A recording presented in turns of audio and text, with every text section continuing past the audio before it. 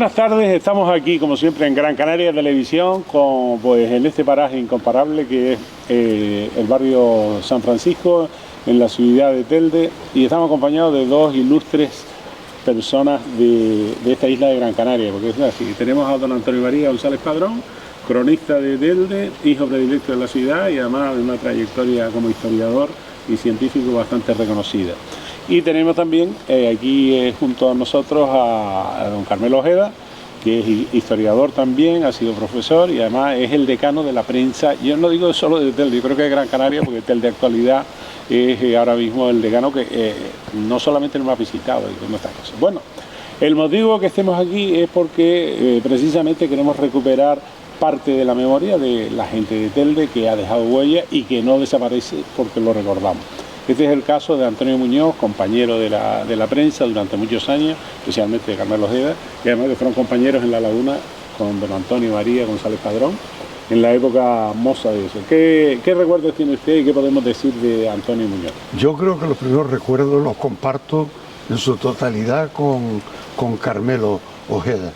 Y es cuando estuvimos en aquel COU-A de letras en el Instituto hoy Arencibia Gil, antes nada más que Instituto de Enseñanza Media de Telde, ¿no?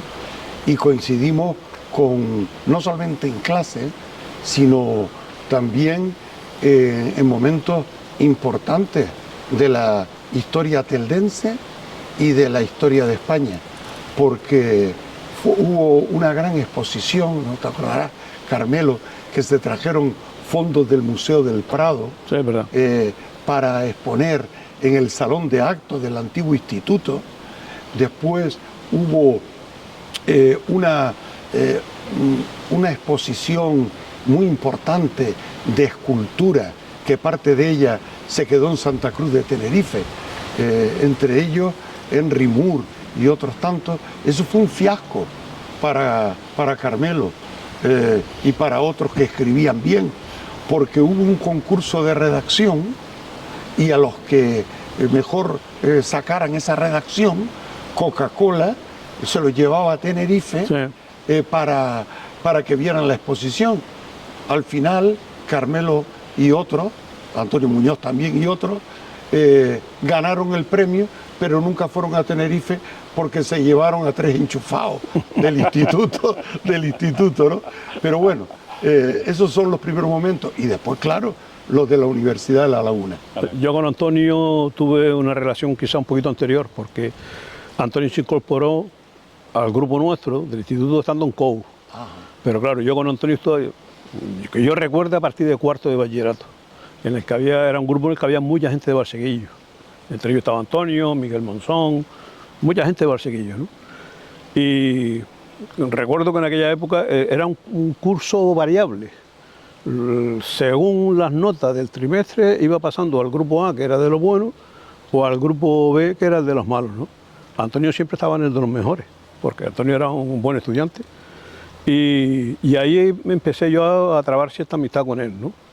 La verdad que era una amistad de niño prácticamente, de joven, estudiantil, pero luego es verdad lo que dice Antonio. Luego nosotros en quinto fuimos el primer curso mixto de la historia del instituto, que nuestro tutor ya empezó a ser don Manuel Mayor, profesor muy recordado por nosotros, porque le teníamos en aquella época un gran respeto y un gran aprecio.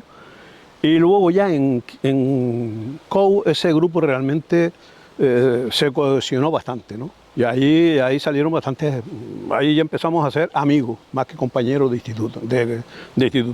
Y luego, lo que dice Antonio, fuimos a La Laguna. Es verdad que Antonio no fue con nosotros dos sí fuimos juntos y estuvimos los 5 años juntos estudiando y conviviendo en el mismo piso, aunque fuimos cambiando de lugar.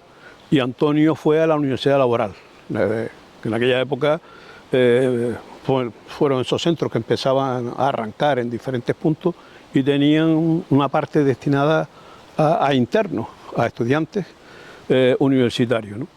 Nuestra relación en La Laguna no es que se perdiera, porque nos veíamos todos los días, sobre todo los tres primeros años de geografía e historia eran comunes. Lo que pasa es que era un curso de 100 y pico personas, Además, era la época ya, el tardo franquismo y casi empezando ya coincidiste también con Ramón Mendoza, me imagino. Sí, con Ramón Mendoza, bueno, prácticamente allí estaba medio Telde, ¿no? Y mucha gente de Valsequillo, muchos compañeros nuestros que eran incluso del sur, que estudiaron en Telde, Paquitina Romero y toda aquella gente, ¿no? O sea que lo que pasa es que luego cuando ya vinimos a Telde, cuando una vez terminada la carrera, fue cuando se forjó esa gran amistad con Antonio Muñoz, sobre todo, y el nexo fue el periodismo, ¿no? Bueno, y esa vocación periodística de Antonio, me imagino que desde esa época ya la tenía. Antonio prácticamente, él se vinculó a Canarias 7 desde el comienzo del periódico. Es decir, los primeros corresponsales, uno fue Ezequiel López, pero fueron corresponsales que duraron muy poco. Y Antonio sí, prácticamente, yo creo que en el 84 por ahí ya empezó Antonio. Le estuvo hasta el 87. Prácticamente yo le cogí el relevo a él en Canarias 7, aunque hubo alguna persona que estuvo ahí un tiempo antes de que yo entrara a coger la redacción de Canarias 7 en Telde. Y luego él saltó a la provincia. Él estuvo ahí mucho tiempo en la provincia, hicimos algunos programas de radio juntos, empezamos con el proyecto de Telde Informativo. Y bueno, y así pues... Bueno, hay una foto que tiene usted en el programa este de Telde Sí, Noticias, sí, ¿no? teníamos un programa que se hacía en Radio 4, se retransmitía en directo por Radio 4, la verdad que la calidad del sonido en aquella época no era muy buena, lo hacíamos desde la estación de Guagua. Radio 4 era la emisora comercial de Radio Nacional de España y estaba patrocinado por Luciano Navarro. Y ese programa, a pesar de que, bueno, que en aquella época había incluso mucha competencia de radio en Telde, ¿no? Aquel programa tuvo su proyección social, ¿no?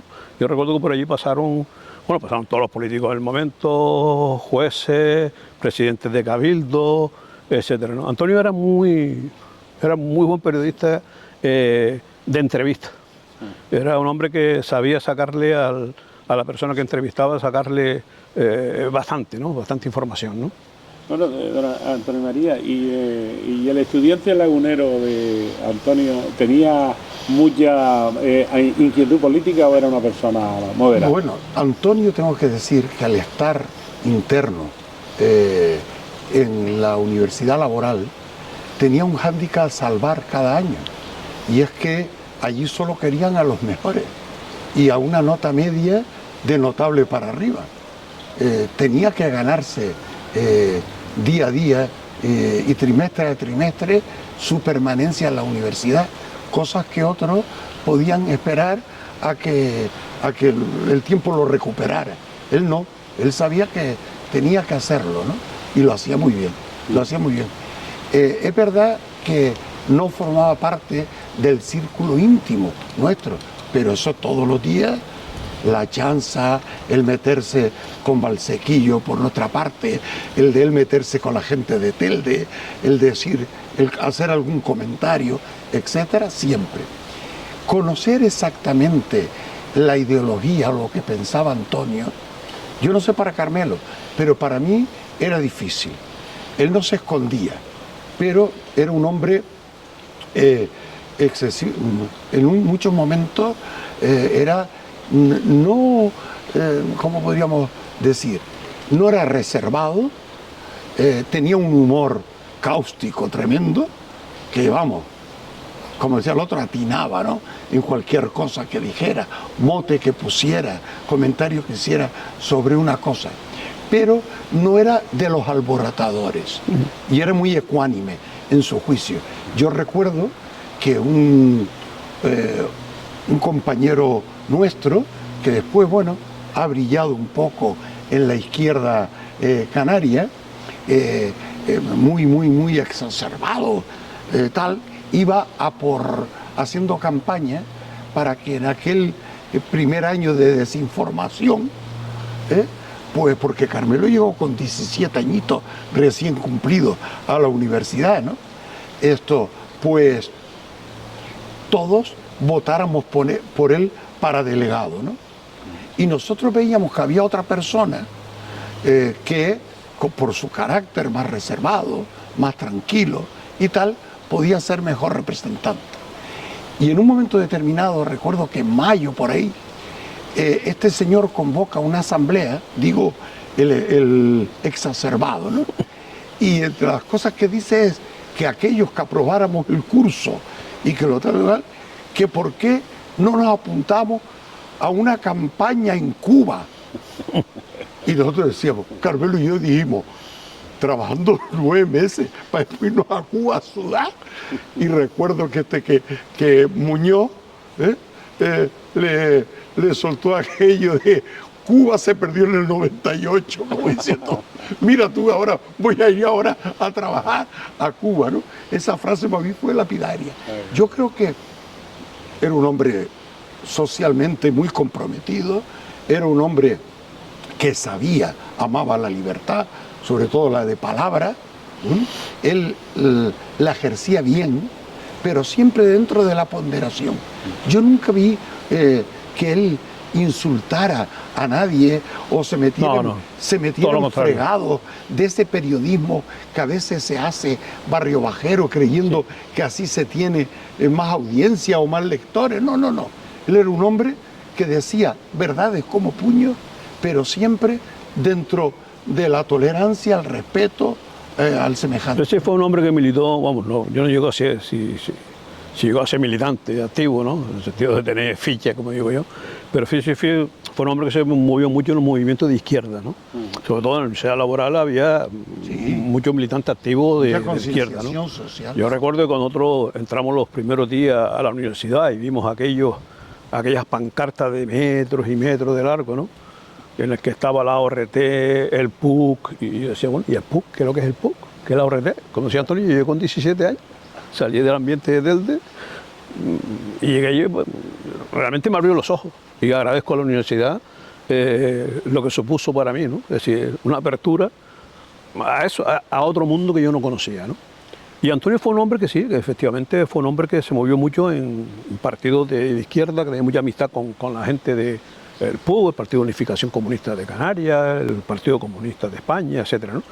Pero yo creo que fue luego un hombre que fue moderándose, aunque nunca, como decía Antonio, jamás le oí yo decir ningún comentario hiriente contra una persona de ideología de centro, de izquierda o que no con la que él no comulgaba. Todo lo contrario. En ese sentido fue una persona siempre bastante moderada. Yo creo que finalmente él fue un hombre, yo diría que de centro izquierda, ¿no?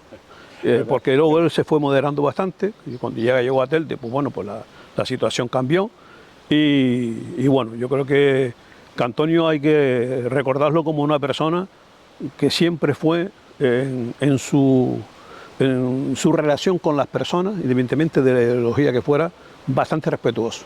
Y Carmelo, en la época que él estuvo ya de redactor tanto de Canales 7, pero con la provincia, en los grupos de gobierno, recuerdo yo que sí tenía como, no sé si es que el gobierno en aquella época le tenía mucho más respeto a la prensa que hoy, pero sí veía yo que había como cierto temor a lo que se decía, ¿no? Sobre todo con Antonio. Hombre, ten en cuenta, en aquella época la prensa escrita prácticamente es la única que había. Es verdad que existían emisoras de radio, de televisión menos, ¿no? Prácticamente no había ninguna televisión en Telde, ¿no? Algunas emisoras de radio sí, que incluso que tuvieron bastante fuerza. Y la prensa era prácticamente el medio por el cual los ciudadanos de Telde se enteraban de lo que ocurría en el municipio y fundamentalmente en el ayuntamiento, ¿no? Y en ese sentido Antonio era una autoridad, es decir, una persona que era bastante respetada por los políticos y que le temían cierto temor a lo que él iba a publicar. Y además yo, de Antonio diría que fue una persona que prácticamente nunca comulgó con nadie desde el punto de vista político, es decir, no fue de las personas que abanderó ninguna opción política, ninguna forma de gobierno, sino que él se mantuvo siempre al margen. Y cuando había que darle un zarpazo a alguien se lo daba, y cuando no había que apoyarlo, lo apoyaba, ¿no? Sí. Yo creo que en ese sentido, ese carácter moderado que él hizo bandera de ese carácter moderado, ¿no? Carmelo, yo muchas veces cuando leía sus artículos me estaba informando, pero él no estaba opinando, ¿verdad? Tenía una forma de informar y cuando esas entrevistas estupendas que hicieron ustedes en radio, recuerdo cómo él no iba a hacer sangre del personaje, jamás, pero le sacaba toda la información que quería. Es decir, él trataba cada personaje de manera individual, ¿no? Pero eso sí, le iba sacando, tirando de la lengua hasta que lo dejaba exactamente esto en el lugar que debía estar, ¿no? Y yo recuerdo una amistad que a mí siempre me llamó la atención porque era una amistad con respeto y hasta con cierto aprecio, con Alejandro Castro. Alejandro Castro era un hombre que se había criado en las juventudes del régimen, en la OGE, después había sido de la Guardia de Franco, falangista, creador de la UCD, esto aquí en Telde, bueno, y una carrera política estupenda. Pues me acuerdo de Antonio Muñoz hablando con él para que le informara de cosas del Cabildo, cuando fue presidente, cuando fue consejero y tal y cual, y Alejandro con él y él hablando de un tú a tú sin problema alguno. Yo creo que esa era la grandeza de Antonio Muñoz, ¿no? El saber tratar a la gente. Sí, que había quedado. Bueno, y ya una cosa que siempre me ha llamado, porque lamentablemente hay que decirle a los espectadores que Antonio Muñoz, pues estamos hablando de él porque murió relativamente joven, ¿no? Con 65 años. Y la verdad que, bueno, hombre, que siempre se les echa de menos, ¿no? ¿Ustedes piensan que hoy hace falta gente con ese espíritu, esa seriedad, con esa falta de no herir, como dice, de no ser hiriente? Hombre, yo creo que sobre todo en este momento bastante. Pues yo creo que estamos asistiendo a un tipo de periodismo muy barribajero, muy insultante, en el que si no consigues lo que te interesa, vas a saco con la persona, sea cual sea, no se respeta absolutamente a nadie, sea político, sea un hombre de la cultura, sea un hombre de la vida social de Telde, y yo creo que Antonio lo ha padecido recientemente, ese tipo de cosas, ¿no? Yo creo que Antonio en ese sentido, yo creo que hemos dejado bastante claro que era un hombre que no iba, sobre todo en las entrevistas de radio, donde siempre ahí se puede, uno parece que le puede sacar más, sacarle más información a las personas, o intentar. Yo recuerde de aquellas entrevistas que prácticamente hacíamos 1 o 2 al día, en ese programa que duró más de 1 hora, jamás recuerdo una persona que saliera de allí descontenta, diciendo, bueno, este fue a saco conmigo, ¿no? Todo lo contrario. Yo creo que esa moderación de la que él hizo gala, tanto en el periodismo radiofónico como en el periodismo escrito, en los diferentes medios en los que estuvo, en Teleinformativo, en Canarias 7 o en La Provincia, jamás fue de las personas que fue, pues eso, a herir a la persona que iba a entrevistar, incluso en su artículo de opinión, siendo sarcástico y crítico. Sí, Tenía una persona muy crítica, cuando tenía que serlo, pero jamás le faltó el respeto a nadie. Sí. Y yo les pregunto a ustedes, porque ustedes dos son historiadores y como tanto tienen una visión. Yo pregunto si esta relación, el clima político, el clima social, por ejemplo, una gran ciudad como Telde, ¿no? Que ahora pues, hemos tenido épocas de mucha crispación. ¿Ustedes piensan que esto es una cuestión dinámica que influye también los medios en la crispación o es una cuestión más que nace en los partidos políticos? Yo creo, para no obligar a Carmelo a decirlo, yo creo que sí, ¿no?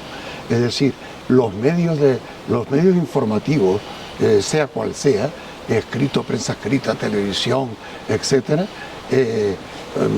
emiten opiniones, dan informaciones, a veces secadas, a veces no exactas del todo, otras veces malintencionadas, corren bulos, como el viejo dicho, ¿no? Aquel que dice que lance un bulo, que a ver quién lo para, ¿no? Después, ahí queda. Por ejemplo, y aunque nos vayamos a Madrid, volvamos a Telde, todo el mundo se puede meter con la familia real porque están todos convencidos que la familia real jamás les contestará. Pues aquí pasa lo siguiente, se cogen a ciertas personas que porque trabajan o porque tienen un título determinado o lo que sea, jamás se contesta a aquellos improperios que una vez y otra vez y otra vez se dicen y se va acrecentando el tema. Mire, yo hay una cosa que tengo como norma y creo que la aprendí en gran parte de Antonio, y es que las acciones son criticables, son juzgables, y se puede dar un veredicto sobre esto o aquello, ¿no? Pero a las personas hay que cuidarlas, porque detrás de cada persona hay un padre, una madre, unos hermanos, hay una familia a la que tú estás dañando sin necesidad ninguna.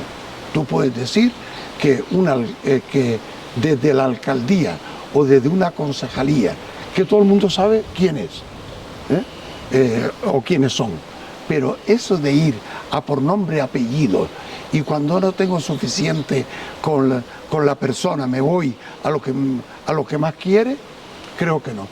Y hay una cosa que sí quiero señalar. Antonio Muñoz era de Valsejillo de Gran Canaria, como dice Matesa, de Valsejillo de Gran Canaria, y lo tenía gala, él se sentía orgulloso, pero se hizo un teldense de pro. Defendió esta ciudad como nadie la ha defendido. A veces costándole disgusto, a veces viéndose en el ostracismo, pues eso, de personas que le podían dar información, pero no se la daban, o que daban esa información que tú ya sabías a ciencia cierta que no te servía para nada, pero a él el reproche no le valía como norma, sino, bueno, era más trabajo, había que caminar por otro sendero hasta conseguir la verdad. Claro. Y yo creo que esta ciudad le debe, y por eso la iniciativa que han tenido algunos periodistas de Telde, o todos los periodistas de Telde, que se pueden sumar a ella, de erigir un monumento en el Parque de San Juan, el parque que él caminaba a diario, sobre todo en sus últimos años, ¿no? Donde él charlaba, hablaba, comentaba, donde tenía momentos de intimidad, no solamente con la gente, sino con él mismo. Yo creo que es una iniciativa loable. Vale. Que los teldenses vean ahí, presente, que los niños pasen y se pregunten, ¿quién fue Antonio Muñoz? Y alguien le pueda decir, mira, este fue un señor de Valsequillo que vivió en Telde, que sintió la información y el periodismo como suyo y defendió la palabra. La palabra, qué bonito, porque la palabra es el principio de la concordia. Y además él siempre fue un gran conversador, tal como yo lo recuerdo. Sí. Carmelo Ojeda, una pregunta que sigue, volviendo al tema social. ¿Realmente las redes sociales, los comentarios, usted que es director de Telecalidad, realmente el anonimato hace que haya más crispación? Hombre, sin duda, porque es que la gente... Yo tengo la experiencia de tener un medio de comunicación donde se admite comentarios, y recientemente con el cambio de la plataforma web hemos tenido que activar lo que se llama el IP. El IP es como el documento nacional de identidad, el registro de la persona que escribe, ¿no? Y a partir de ese momento ya el tono, el talante de los comentarios es totalmente distinto. O sea, ya no se va tanto a la crítica facilona, muchas veces casi cayendo en la injuria, en la calumnia, ¿no? Sí. Lo que pasa es que, bueno, siempre hay moderación de ese tipo de comentarios. Antes hiciste una pregunta sobre el tema de la crispación en el municipio, ¿no? Yo que tengo cierto recorrido en la prensa, y que alguna vez coincidimos, estamos en Diario de Las Palmas, sí, y en Canarias 7, y Antonio Muñoz, no sé si en aquella época estaba en la provincia y tal, yo siempre hago un antes y un después del caso Faigán. El caso Faigán fue lo que fue, no vamos a estar ahora a entrar en detalle de lo que pasó, porque yo creo que prácticamente lo recordamos todos, ¿no? Ni que además no quiero ahora mismo ni hacer ni juicio de valor sobre eso, pero sí enturbió bastante la relación entre los grupos políticos, entre los políticos en sí como personas, y la relación con los medios de comunicación, incluso entre los medios de comunicación. Aquello lo enturbió tanto, porque claro, hay quienes se posicionaron a favor de los que estaban condenados o encausados, entendían que los que estábamos informando de los hechos, por lo menos de los hechos que aparentemente en aquel momento daban pie a pensar que había ocurrido cosas feas, ¿no? Pensaban que es que estábamos en contra de esos políticos por la ideología, o bien porque teníamos algún tipo de actitud personal contra ellos, y estábamos únicamente informando de lo que estaba ocurriendo, independientemente de si había una componenda política detrás o no. Ya eso ya nosotros en ese momento no entramos. Luego ya eres capaz de hacer análisis un poco de todo lo que ha pasado, y bueno, algunas cosas Incluso puede ser que hasta arrepienta de haber informado de algunas cosas. Pero ya digo que el caso de Falcón para mí marcó un antes y un después. Y es verdad que se ha vivido un momento a partir del 2005, 2006, momento de mucha crispación en Telde, ¿no? De hecho, todavía hay crispación. Sí, se nota crispación. Todavía ¿no? tenemos secuelas. Tenemos secuelas de eso.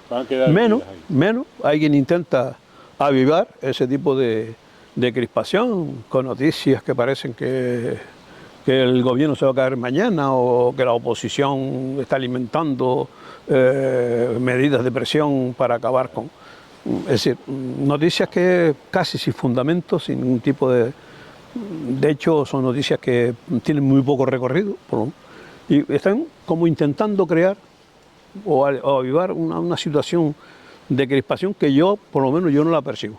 Independientemente de que pueda haber lo que suele haber en todo. Bueno, yo creo que esta iniciativa de dignificar en la persona de Antonio Muñoz esta idea de la palabra, del consenso, del respeto también a la actividad periodística, va a venir muy bien a Telde. Esperemos que ahora que las autoridades actuales se pongan y que haya unanimidad en el tema. Yo, estando ustedes dos aquí, no puedo dejar de preguntar una cosa, porque la pregunté en la Feria del Libro, se lo dije a Luis Socorro, le digo, vamos a ver, les hago la pregunta a los dos. Es decir, se cumplen 50 años que se declaró bien de interés cultural de Cuatro Puertas. A Cuatro Puertas y la Cueva Pintada. La Cueva Pintada. Eso fue en el año 74, sí, en pleno franquismo. Sí. ¿No? Entonces digo que con la aplicación de la ley de memoria histórica, ese acto franquista debería ser borrado del mapa, ¿no? Digo, pero bueno, muy sutil. Pero bueno, lo que digo es, ¿cómo es posible que 50 años después, sí. Hombre, yo estoy encantado cómo está la Cueva Pintada, pero ¿qué pasa con eso? ¿Qué es lo que quiere decir a usted?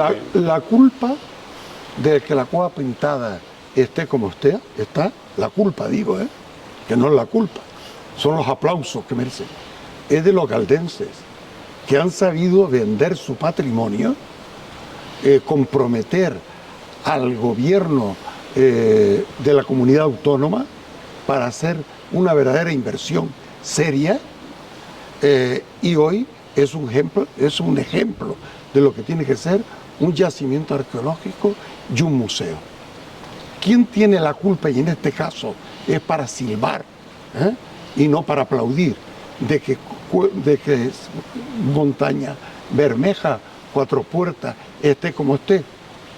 Pues los teldenses de estos últimos 50 años, entre ellos los que han mandado, que nos han mentido, durante años nos estuvieron diciendo que se había comprado Cuatro Puertas y que era un éxito y que ya se iba a hacer un gran centro de interpretación, un museo tal y cual, y ahora nos damos cuenta que falta partes por comprar y que el gobierno canario, por mucho que ha querido invertir, no puede invertir, que el Cabildo ha dado $500.000 de euros hace 2 años, en la anterior legislatura, y tampoco ha podido invertir, y le ha tocado la castaña caliente al actual gobierno municipal. ¿Para qué? Bueno, pues para adquirir de forma de compra, de expropiación, de lo que sea, el trozo que falta, e ir corriendo, porque si no las subvenciones se pierden, ¿no? Piense que esos 500.000 euros del Cabildo servirán para hacer un anteproyecto o proyecto de lo que definitivamente se va a quedar. La culpa del estado actual de Cuatro Puertas, que es realmente vergonzoso, como de este conjunto histórico-artístico que tuvo hace 20 o 30 años momentos de gran esplendor e inversión, la tienen los teldenses, ni más ni menos. Vale lo que dice Antonio, voy a decir nada más que yo no me voy a referir únicamente a Cuatro Puertas. Yo creo que es penoso que en el 2024 estemos hablando del patrimonio histórico de Telde que esté en el estado que está. Es decir, como decía Antonio, es que hace 20 años, 15 o 20 años, el patrimonio de Telde está bastante mejor conservado, sí, bastante mejor atendido que con lo que está ahora. bueno, pues por un ejemplo, que la Concejalía de Patrimonio tenía hasta un taller de un grupo de operarios que hacía balcones, un arquitecto, es decir, una delineante. prácticamente desaparecido. Es decir, no hay, existe la concejalía. Pero vamos a darle a los políticos la concesión de que tiene buena voluntad de hacer, pero que es imposible. Se ha hecho más, por lo menos en el apartado administrativo, en reuniones tripartitas, gobierno, cabildo, ayuntamiento, en estos últimos 6 meses, que lo que se ha hecho en los días anteriores. Y eso te lo dice quien ha estado, como tú, en la Comisión de Patrimonio Histórico y viendo el día a día. Esa plaza de San Juan, que es extraordinaria, que tal vez, igual que ella, muy pocas en el archipiélago, no hay sino que mirar, empezando por los edificios propiedad del propio ayuntamiento, cayéndose a cachos la pintura, sin barnizar los balcones que fueron restaurados, y algunos de ellos con un gran esfuerzo en la época de Antonio Benítez Sanabria. Y el Ildefonso Cabrera. Y hoy da vergüenza pasar por ahí y ver los alrededores, ¿no? Pues eso así haremos, dejar constancia de esto, igual que lo de Antonio Muñoz, y a ustedes decirle, porque yo creo que ahora don Andrés María se tiene que ir porque tiene ya unos feligreses aquí para enseñarle y tenemos que preparar. Bueno, queden ustedes invitados para un próximo encuentro. Intentaremos hablar también del patrimonio histórico en concreto, no de todo. Tenemos que coger uno, sea San Juan, sea con esto, y pongámonos aquí, que hombre, la televisión es para compartir, esto es un medio pequeño, pero por lo menos vamos dejando constancia y vamos, porque dice que lo que no se conoce no se valora. Pues en la defensa del patrimonio arqueológico e histórico-artístico, también Antonio Muñoz fue un abanderado, porque la denuncia continua sobre el estado en que se encontraba nuestro patrimonio era, solamente hay que leerlo o haberlo escuchado para saber que fue un defensor nato del patrimonio. Yo creo que eso, hay testimonio escrito de eso. Es decir, las informaciones de patrimonio histórico empezaron a cobrar, a tener peso en ese momento en que Antonio empezó con los medios de comunicación. Nosotros luego ya seguimos esa línea, ¿no? Y el patrimonio tenía una presencia, total. La conservación tenía una presencia casi permanente en los medios de comunicación, los recorridos históricos, los recorridos literarios. Bueno, hay una foto aquí de uno de los primeros recorridos que están. Efectivamente. Que están ustedes aquí. Bueno, señores, decirles una cosa ahora que estamos aquí, ya que hemos nombrado, estamos hablando de patrimonio histórico y yo nombré a la memoria histórica. Decirle que como yo tengo un pasado ujetista y socialista, de lo cual por tanto me puedo permitir esta licencia, decirles a ustedes que yo le gasté una broma a unos compañeros antiguos, ya casi todos jubilados de UGT y del PSOE, porque le llevé, no hará un año, digo, mira, para la memoria histórica que me tienes que borrar el decreto del primer director de la Casa Museo, que fue Néstor Álamo. Y dice, le dijeron de todo. Perdona, y gracias a él exactamente lo tenemos. Y entonces le dije, me vas a borrar perdona, y Néstor luchó desde el primer momento para que no se derribara la iglesia de San Pedro Mártir de Verona, en la cual se quería hacer un aparcamiento.